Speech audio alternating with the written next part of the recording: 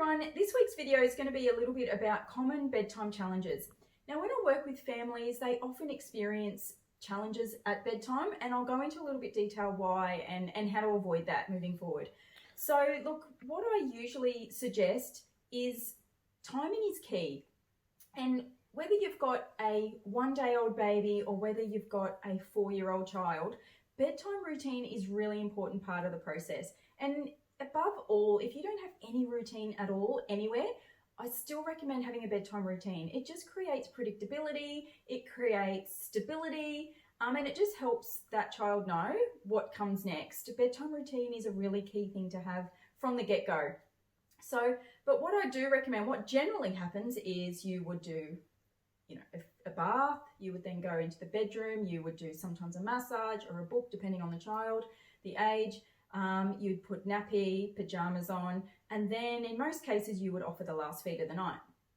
This is where things go pear-shaped. This is where, normally speaking, you would get a baby that falls asleep on the breast, or even in some cases on the bottle, because they are just exhausted. And that is the challenge there. That's the challenge. And what will probably happen in situations like that, you will feed your baby as much as you possibly can before they fall asleep. But what happens is they don't get that full feed because they're so exhausted, they fall asleep mid-feed.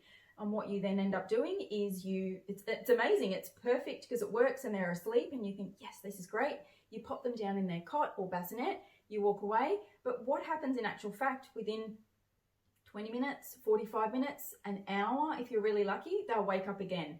And they'll need you to recreate what you did, 20, 30, 40 minutes ago, for them to be able to go back to sleep. So there's no self-soothing happening at this point here either, especially if they're falling asleep on the breast or the bottle.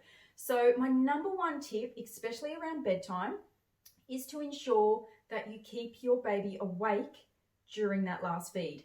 Easier said than done, I totally get it. So a few tips on how to achieve that moving forward. So like I said in the very beginning, timing is key. So what we have to ensure is if your baby's bedtime for that particular night is 6 o'clock, try and get into the bedroom to start offering that last feed around about 5:40. Because what we want to do is make sure that they've got plenty of time to feed, whether it's breast or bottle, before they get to the point where they're completely exhausted and they're gone. They're opted out, they're passed out, they've slept, and you've still got either a full breast to feed or you've got 40, 50, 60 ml left in the bottle. And the best way to try and do that, like I said, is timing, but also when you go into the bedroom and you've done PJs and you've done jammies, keep the lights on. I am an advocate for having a dark room and having it really quiet and no stimulation, but if you are experiencing your little one falling asleep on the breast or the bottle every single time, then having the lights on is definitely going to work to your advantage. Also, what you might want to try and do is don't dress them. Have them just in a nappy, maybe in a singlet if that's what you're doing, but no pajamas, no sleeping bag, no nothing. So when they are finished feeding, even if they have dropped off and fallen asleep, you've got to stir them up to get them changed. And that's going to help. That's going to wake them up. That's going to arouse them. And it might even give you another opportunity to pop them on the other side or finish their bottle, or better still, go into the cot or bassinet slightly awake. And also engage with them. So you don't have to have crazy bells and whistles and lights and really get in their face, but just interact with them a little bit. Make sure they're really engaged in the feed. Tickle their feet, move their lips, tickle their hand. Just kind of make sure they're awake and they're not doing those butterfly sucks where they're really drifting off and getting into that sleep stage, because that's the key to success. Once we can get them fed and full, anyone who's subscribed into the app or anyone who's worked with me in the past knows how much of a food person I am when it comes to getting your baby full for the night or day for that matter.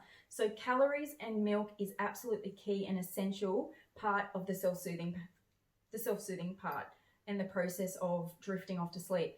And that's what you want to try and achieve before they go to bed. You want to ensure that they're full, they're satisfied, and they're awake. So they don't need any more, they don't want any more. And then that transition into sleep can happen after that they've had a full feed. And you can certainly help them with that. I wouldn't ever suggest that you would put them in the cot, bassinet, and just leave them to their own devices to figure it out. They will need help to do that, especially if they've never done it before.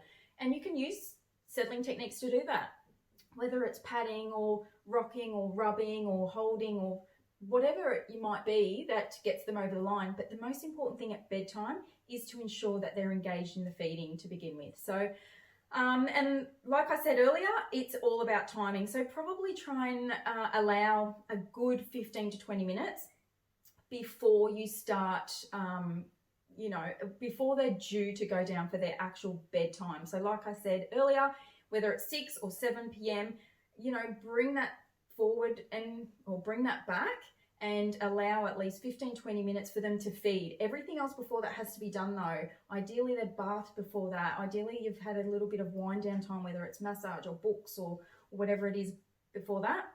Once all that's over, you've got to have at least a good 15-20 minutes before you get to your designated bedtime to allow for feeding to take place. So hopefully they don't fall asleep on the breast or the bottle. Look, in some cases, life happens and it will happen. They will fall asleep and there's nothing you can do about it because they're young, they've had a really big day, they haven't napped that well, they might be sick, they might be teething, they might be a little bit out of sorts, and that's okay, and that happens, and that's life. But more often than not, if you can keep them engaged and fully awake during that last feed, the chances of success with self-soothing and getting a better night's sleep is going to be a lot higher. So I hope that helps, and stay tuned for next week's video.